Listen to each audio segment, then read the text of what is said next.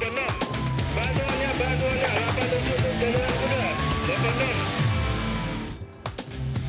86. Pemirsa, puluhan pelajar di Magelang, Jawa Tengah dilarikan ke rumah sakit diduga keracunan makanan.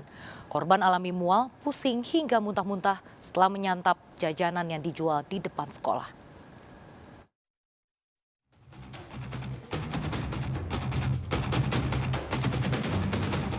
Tiga pelajar MI Ma'rif Dusun Nepak, Desa Bulurejo, Murtoyo, dan Magelang, Jawa Tengah dilarikan ke rumah sakit setelah mengalami mual hingga muntah-muntah. Para pelajar tersebut mengaku membeli jajan di depan sekolah saat jam istirahat. Korban mengaku ada yang membeli mie dan membeli jagung susu keju atau jasuke. Usai menyantap jajanan, setelah beberapa saat para korban merasakan mual, pusing hingga muntah. Ini apa yang dirasakan? Mual-mual. Itu kenapa sih? Makan apa tuh? Mie rebus. Terus langsung pusing gitu atau gimana? Itu telah terjadi keracunan siswa. Jadi siswa pada saat jam pertama istirahat melaksanakan atau jajan, yang mana jajan ini berupa jasuke sama mie goreng. Di sini kita belum tahu, setelah anak-anak ini pada makan dua makanan jenis itu terasa mual dan pusing. Sejumlah sampel makanan dibawa petugas untuk dilakukan uji lab. Kejadian keracunan massal puluhan siswa ditangani Polsek Mertoyudan dan Polres Magelang. Dari Magelang, Jawa Tengah, Puji Hartono melaporkan.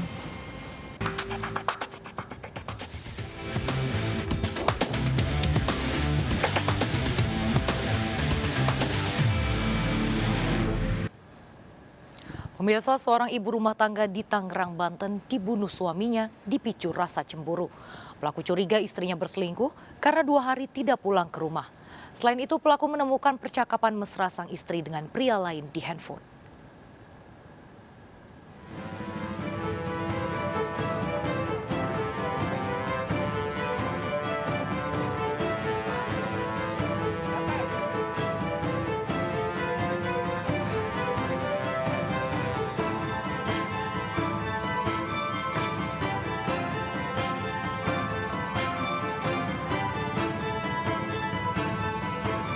Pagi hari, polisi mendatangi sebuah ruko warung gado-gado legendaris di Ciledug Indah 2 Karangtengah, Tangerang, Banten, mengundang perhatian warga. Kedatangan polisi setelah Gun-Gun, anak pemilik ruko, menyerahkan diri ke kantor polisi dan mengakui membunuh Beli, istrinya. Polisi yang melakukan penyelidikan menemukan Beli tewas bersimbah darah di kamar. Pemilik ruko, orang tua Gun-Gun yang tinggal di lantai atas, bahkan tidak mengetahui terjadi pembunuhan.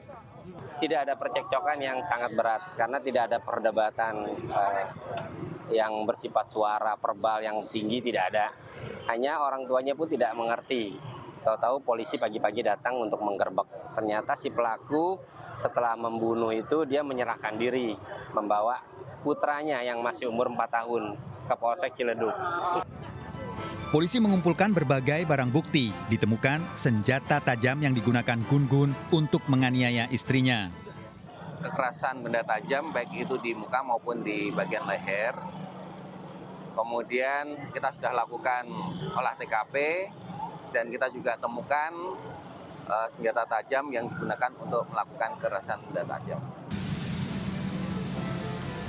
Dalam pemeriksaan di kantor polisi, Gun-Gun mengaku emosi hingga tega membunuh istrinya. Apalagi 2 hari sebelumnya, Beli tidak pulang ke rumah.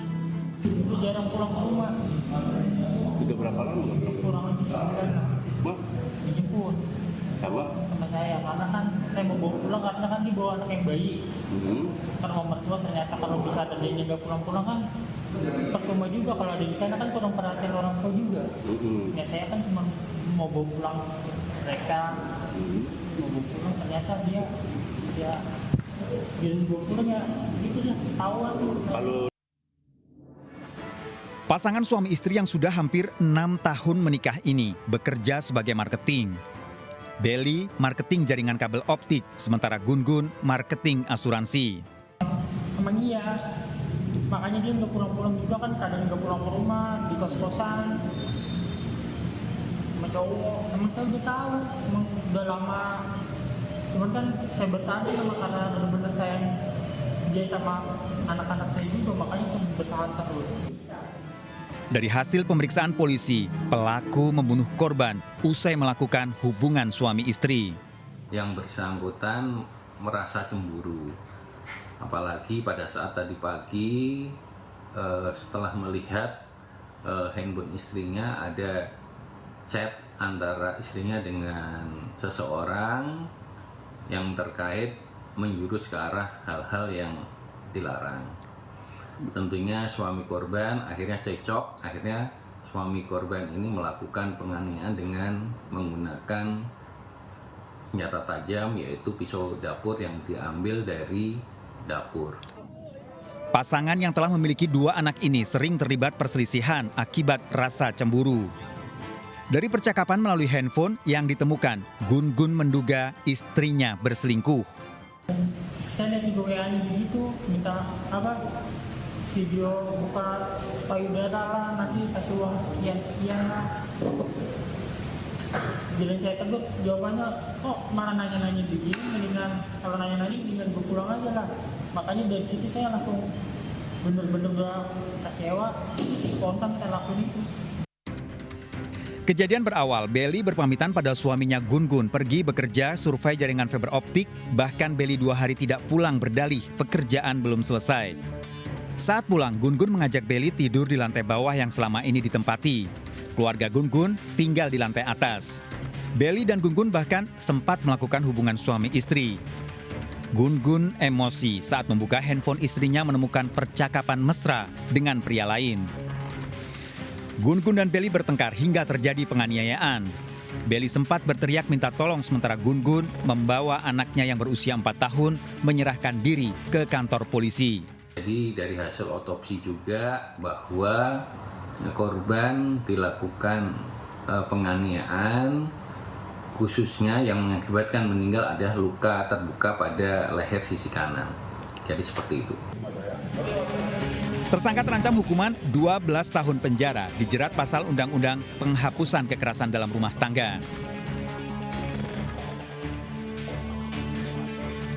Koko warga Limus Wangun Harja, Bekasi, Jawa Barat mengalami luka akibat senjata tajam di kaki dan alat vitalnya.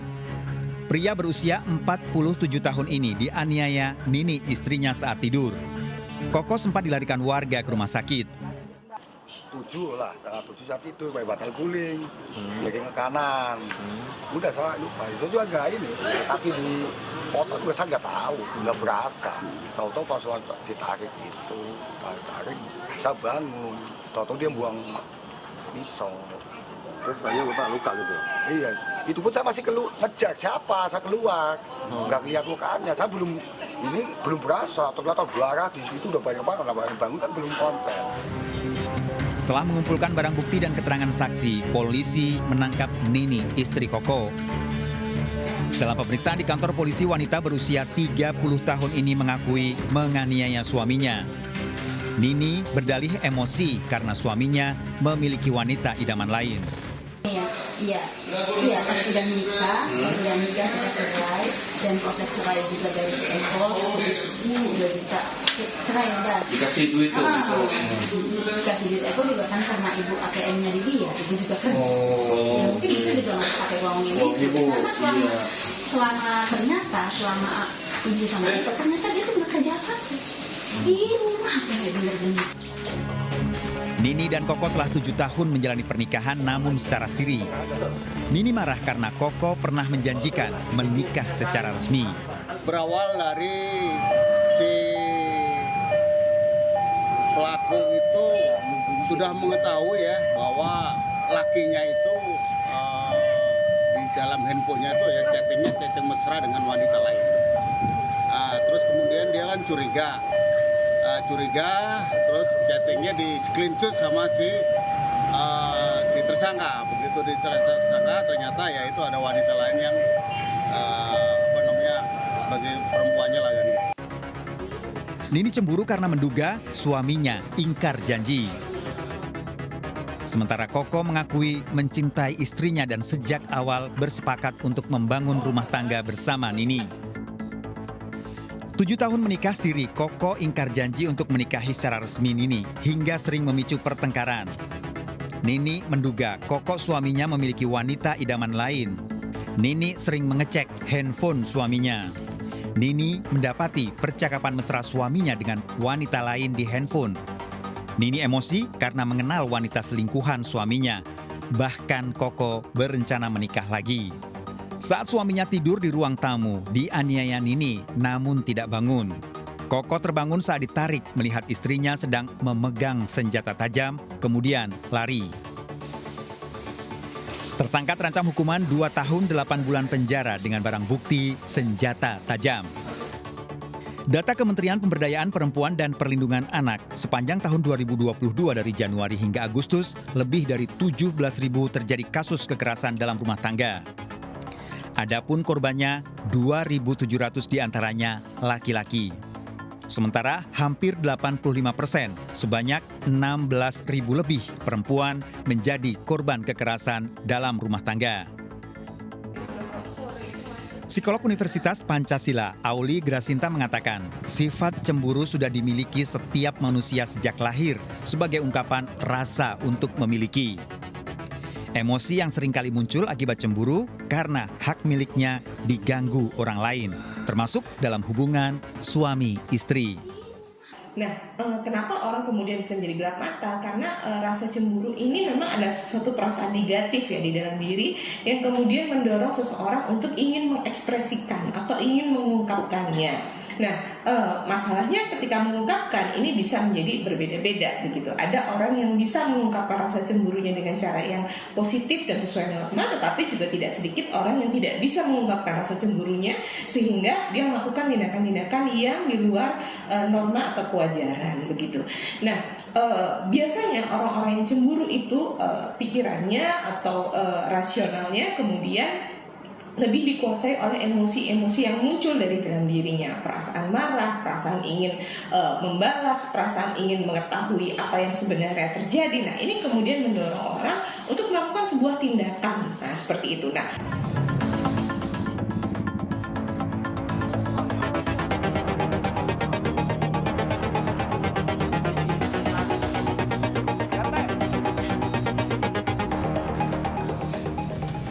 Seorang pria babak belur diamuk warga setelah terpergok berselingkuh di rumah wanita idamannya. Ikuti informasi selengkapnya sesaat lagi, tetaplah bersama Serkap.